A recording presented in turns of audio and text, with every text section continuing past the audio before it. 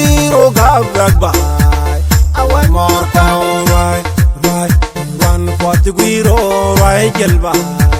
undi lang ju ogi ya doj bay awan mor kaw di doj ban du no awan chan nyal ko bugu bay bay undi lang mal mayom atope bugu bay bay undi lang mal mayom atope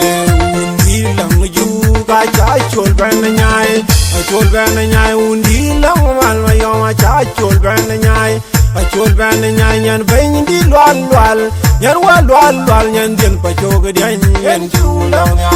Mariang Martin manyela cha chol nyar wen Martin manyelen cha chol lo ybo achol lwal akol la chim Mariang nyar nyan bain di lwal la chim Mariang nyar yerwa black pan undi war kwa yerwa ka jel undi lang ju achol ni yati undi jol nyang kwe Kulang ma chol chir ke jan chol joy kum ka chol rai kum Mariang Martin manyel wun pang wala un kan ka chol rai yerwai black pan undi war kwa yerwai ka jil pan undi lang ju a chol ni yati undi jol nang kwe lwel dal wun lwal na ye din payab karwai bawan lwel lwal na ye wun lang amal karwai bawan yerwai black pan undi war kwa choli neti undi jol nang kwe un lang amal akanyal undi lang ju akanyal un lang amal mayom akanyal kati din bai choli neti undi jol nang kwe kati din bai choli neti undi jol nang kwe Simon Madin ngoran wadur waino ajilul Simon Madin ngoran wadur waino ajilul nai wad luy wokche du chen tinen wad luy wokche du chen ajoli neti undi jol nang kwe dilang ju e fandu awulang mayo e fandu dindi di fayat e fandu undi di nyang kwe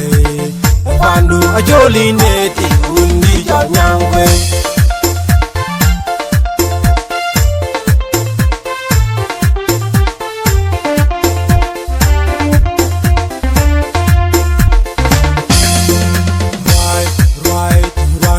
Gwiro gabagba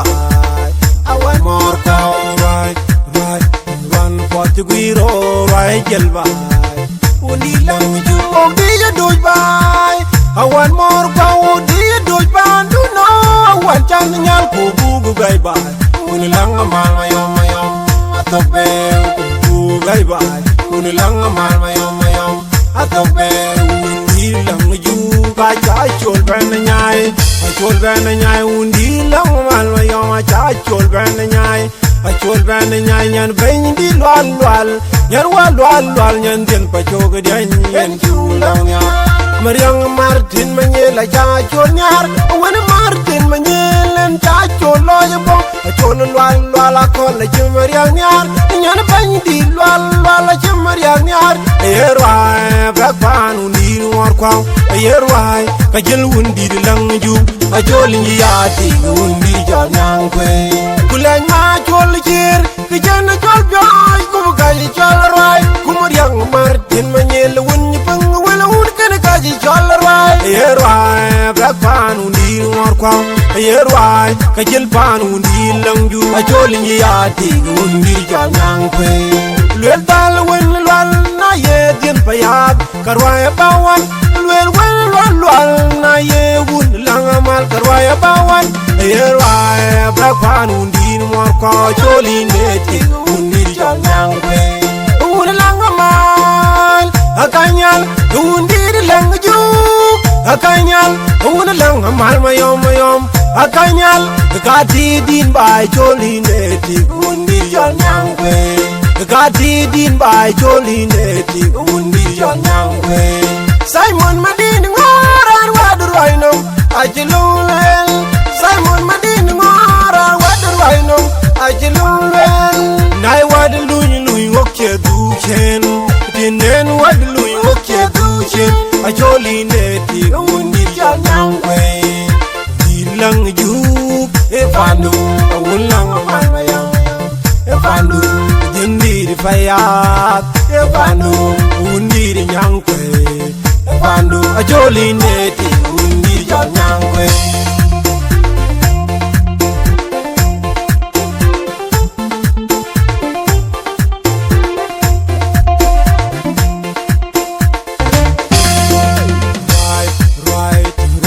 The Guiro Gabba, I want more power, right, run for the Guiro, right, Gelba.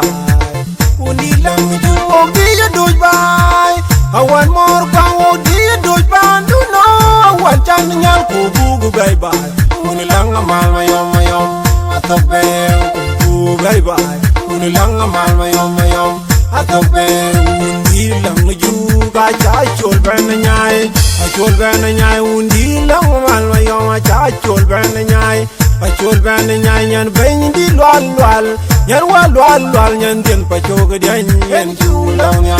Mariang Martin Manyela Achol nyar wan Martin Manyela Achol loybo Achol lwal akol chim Mariang nyar yan bendi lwal chim Mariang nyar yerwa bakpan undi ngor kwa yerwa kajel undi lang ju Achol nyati undi jol nyankwe Kulang Achol jir Kijan Achol joy Kumu kaji jol rai Kumu yang Martin Manyel Unyi pang wala unkan kaji jol rai Yerwai Black pan undi ngor kwa Yerwai Kajel pan undi lang ju Achol nyati undi jol nyankwe Luel tal wen lwal na ye dien payat Karwaya bawan Luel lwal na ye wun langamal Karwaya bawan Yerwaya Black pan undi ngor kwa Acholi neti undi jol nyankwe Wun langamal Akanyal undi lang juk Akanyal wun langamal mayom Akanyal Gati din ba Acholi neti undi jol nyankwe Gati din ba Acholi neti undi jol nyankwe Simon Madin ngoran wadur wainam Ajilulel Simon Madin ngoran wadur wainam Ajilulel Nai wadur luny wokye duchen Tinen wadur luny wokye duchen Acholi neti undi jol nyankwe Ilang juk Evandu ulang malmayam Evandu jindiri fayat Evandu undiri nyankwe Evandu ajoli neti undi jol nyankwe